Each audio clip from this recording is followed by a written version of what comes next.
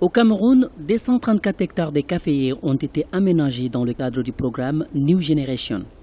Lancé en 2012 par le Conseil interprofessionnel du cacao et du café, ce projet a pour objectif de rajeunir les vergers cacao-café dans le pays. Il vise aussi à inciter les jeunes producteurs à s'intéresser à la production du café au Cameroun. Cependant, l'obtention des terres cultivables pose souvent problème. La stratégie de New Generation étant axée autour, la cible étant les jeunes, ces jeunes n'ont pas de terre. Du moment où les jeunes n'ont pas de terre, ils vont s'appuyer sur ce que les parents ont.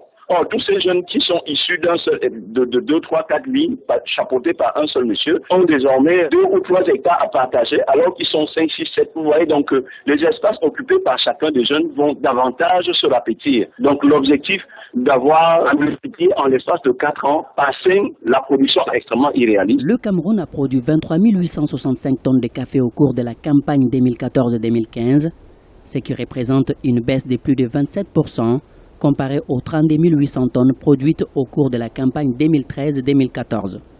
Les experts estiment que l'accent devrait être mis sur les infrastructures agricoles et routières pour améliorer la production du café au Cameroun. La production caféière du Cameroun avait chuté de pratiquement 30-40%, simplement parce que les voies d'accès aux champs pour pouvoir enlever la production existante qui était là n'avaient pas été aménagées et on était passé de 35 000 tonnes à près de 17 000 tonnes.